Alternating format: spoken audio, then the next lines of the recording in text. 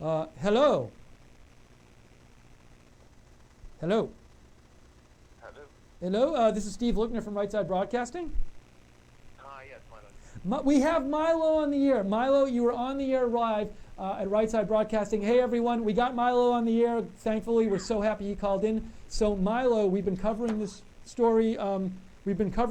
For a couple hours now. So we would love to hear what you have to say about all this. And you are live on Right Side.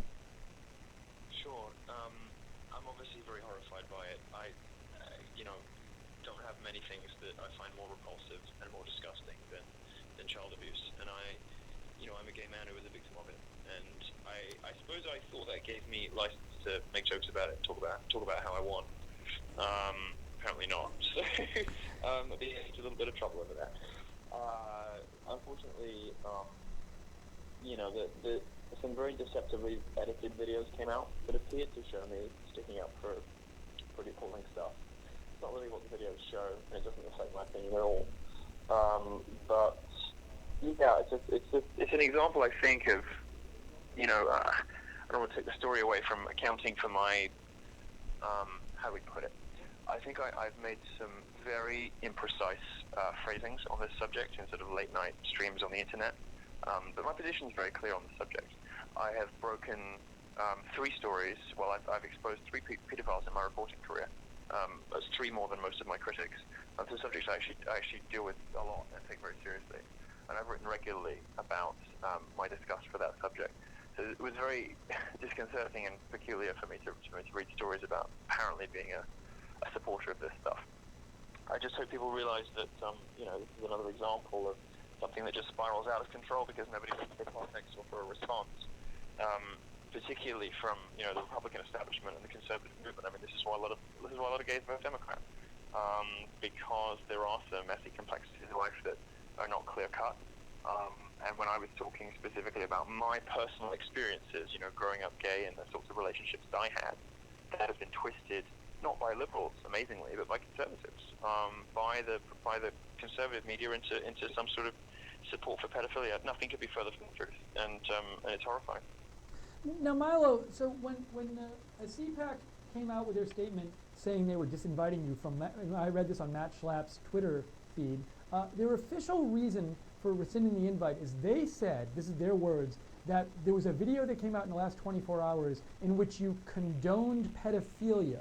Now, I've watched some of the clips that were out there, and I've read through your Facebook responses, and I didn't see anything yet that I saw where you condoned pedophilia, and you said specifically what it meant. Do you know what specific part of your video that CPAC is referring to when they say you condoned pedophilia? I don't, and I've watched the videos many times now at this point, as you can imagine, and that is not my understanding of what they say, not my understanding of what I said, and more importantly, it's not my position. It's not what I believe. We're used to this in the Republican primaries, I think. I don't know how many of your listeners will have been Trump supporters before he was president, but this is quite a well-established playbook from certain corners of the establishment, journalism elite, and they've come for me next, and unfortunately, CPAC has folded. I don't know, what's going to happen next, where this is going to go. It's odd to me, really. I thought that this is something that happened to me. This is something that I experienced in my life. And for the supposedly free speech supporting conservative press, that I'm not allowed to make jokes about it or refer to it however I like. Even if I was a little imprecise and a little flippant maybe, which of course I regret. I regret my imprecise word choices. But I did not advocate for child abuse. I would never advocate for child abuse. I find it disgusting. And I was talking specifically in those videos about my own personal experiences growing up gay, which, wasn't that easy. And who I reached out to for help and support and all the rest of it. For the conservative media, which is supposedly all about free speech in the face of feminists and social justice warriors and Black Lives Matter activists, to say that somebody who has suffered this stuff cannot make jokes about it, cannot talk about it in the way they want to, really just shows them up for the partisan activists they are, I think. Sorry to say that. Do you think, Milo, that CPAC and the conservatives there didn't have your back on this? I mean, because this happened so fast. We just heard about the story like last night, and it seemed like they could have taken like some more time or let you speak or something like that. I don't know. And maybe I'm wrong about this, but do you feel at all like that they didn't go out of their way? I mean, we've heard cases of the left where they twist something you say and they say he shouldn't speak or something like that. But this is the conservative political conference. I mean, are you surprised at all at how they acted? Well, I don't want to speculate about their motives, and I don't want to speculate. I'm not really in a position to say whether they have my back or not. Obviously, they have a board, and the board voted. I can understand why they would want to just put a lid on it without having to sit down and watch it and make a decision about whether the reporting is fair or accurate or not. I happen to think it's disgraceful and dishonest, because it is. But it does surprise me that the conservative movement is like this, and the speed did surprise me. It's very obvious, the dump of this thing, which has been out there in the wild and people have known about it for a year, is very obviously timed to coincide with my CPAC speech and off the back of me doing Bill Maher last weekend. There are some people, I think, who are very upset about me getting so popular. There are some people who hate Trump, hate me, and will do anything possible to keep us out of their movement. And I think that some of those people have been on maneuvers. And so to clarify, Milo, this interview that was out there, it was done before yesterday, but do you believe it was intentionally dumped like in the last day or two? Of course, I mean, I think it's those suspicious, isn't it? This has been out there for a year, and I mean, these are all interviews a year and a half ago before I realized I was going to be famous, Not to say that excuses anything I said. I used very sloppy language, and if I did it again, I would be much, much more careful with the language that I used. But, of course it's obvious what's happening. They've been sitting on this to drop it at the most damaging possible moment. The problem is it's not true. Milo, we saw a report from a Fox Business News reporter earlier today on Twitter where he claimed that Breitbart was considering not having you be an editor there anymore. I just wanted to give you a chance to respond to that. Have you heard that at all? Do you have any comment on that? No, I mean, people speculate in that way all the time about all sorts of things.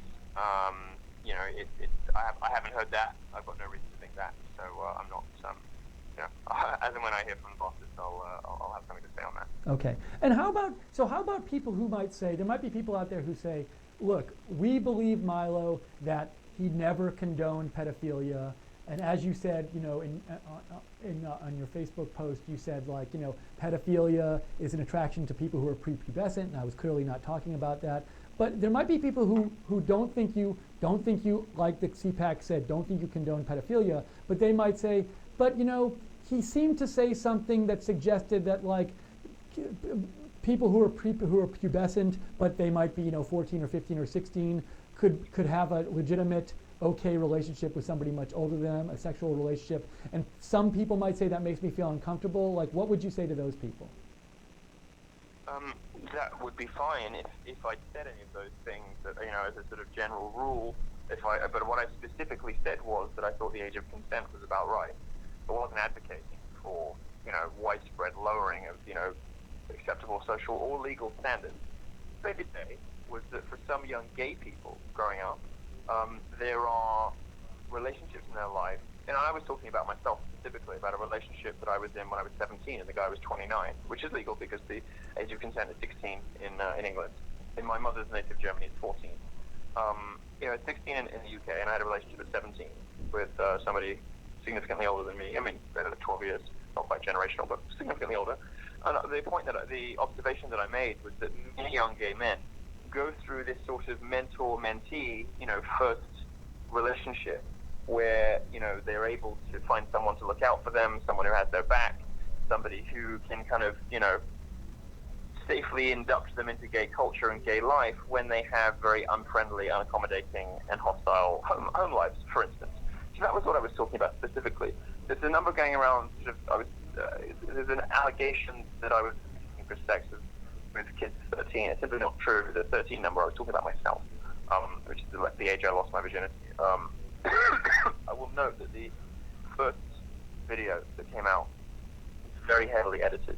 And it was edited not only to make me look anti-Semitic, but removing references to myself as a Jew and merely using, a sort of satirical statement that I said, Jews run the banks. What I was actually talking about is, the fact that we're all overrepresented in various industries. We are overrepresented in various industries. But much, much worse than that there was an edit of a section of the film that said, I find these new rules arbitrary and oppressive, and I was specifically talking about affirmative consent on college campuses in California, and they edited that and put it next to a statement about 13-year-olds to make it look like I was advocating for relaxation of consent for 13-year-olds. That is simply not true. Do you think there are people in CPAC who were annoyed from the start that they invited you and were like waiting for a chance to try to get your invite rescinded? I don't want to speculate about internal motives that I don't have any clue about, but I'm sure that's the case. I know that CPAC has a lot of people in it who were very hostile to Trump. I mean, last year I think they were planning a Trump walkout. In the end, the president didn't go. Obviously, there is a large contingent of the CPAC ecosystem that is very hostile to Trump and therefore also very hostile to me. Though no doubt there were some people who were very upset. And I think as has become clear, those people organized themselves to, as damaging to me as possible to try and get me uninvited, and they succeeded. And do you think this might be a sign of some kind of future larger break in the American Republican Party over the kind of people who really want to hear you speak and think like what you have to say is very valuable, and these other people from the Republican side who want to rescind your invitation? I think there are two things going on. I think one is the endlessly toxic effect of the media, which reduces subtle and complex arguments and in-depth conversations to things like advocating for pedophilia, which horrifies any normal person. Of course it would. It would horrify me if I read it. And nobody takes the time to watch the videos. They just read the reports and sort of half believe it. And it taints you forever. And I think it's part of the toxic effect of the media. I think also it's quite clear there's a split in the Republican Party. Just many of these people just absolutely hate Donald Trump. They loathe him. And I think they see me as, because I work at Breitbart, I think they see me as a sort of, I'm a Trump supporter, of course, but I think they see me as the sort of Trump they can damage, if you like. They can't get the president uninvited to CPAC, but they can get one of his supporters moved. So I completely agree with your point that you, when you make your arguments, and I remember when I first started reading speeches by you, because I'd heard a lot about you, but I wanted to actually read what you said, I was very impressed and surprised given the previous media coverage. And I was like, here's a guy, he makes lots of very rational arguments, he gives premises and conclusions, and he gives reasons for what he's saying, and it's like, to me, that's the kind of stuff that any college student, no matter what their views, would benefit from hearing and reading. But I agree with your point that the media, even when they do talk about your positions, which is like rare, they don't talk about your arguments and stuff. Is there anything we can do about this? I mean, someone like you who actually does think that takes the time to come up with reasonable and rational arguments for your positions and develop a case to support your conclusions. Are we just at the point with the media where there's no way for that kind of person to get their message out to people? Yeah, I mean, this is what support from people, from my fans. I mean, my inbox is exploding with support for people who are frustrated that subtlety and seriousness, the kind of arguments that I make on in my college talks, get boiled down to really, and even more ludicrously sometimes by the left, white supremacists, all of which are not true. I think it's come a break at some point. And Milo, are you worried at all? I know you're supposed to have a book coming out very soon, which a lot of people are looking forward to. Are you worried that what happened with the CPAC might affect the book thing? It might shoot because they didn't do anything wrong. Audience. So if CPAC had decided that I'm not to their taste, on the basis of a video that is not what it purports to be, I'm sorry for that. It's a shame. I was looking forward to giving the speech. It's going to be a good one. But I hope that it doesn't make for my life. And I just want to make sure that we really appreciate you talking in because we know you're a busy person, so I don't want to take up too much of your time. Is there anything in general like? So I think a lot of people out there may be watching this like haven't yet seen your Facebook posts from today, which we tell them to go watch. But is there anything you just want to sort of say in general to people out there who haven't been following this morning and maybe heard on the news this was happening and went on the internet and now they see you're speaking about this. Anything you'd like to say to them directly about the situation?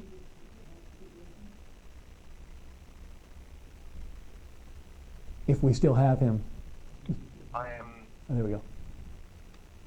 Continue, Milo. Sorry about that.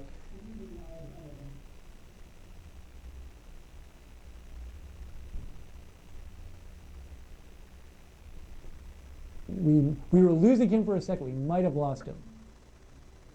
Let's see. We'll wait a second. Oh, we did lose him. So if he calls back, we'll let you know. So first of all, we thank Milo so much for calling in. As you just heard, he called in here on Right Side and he told us his side of the story.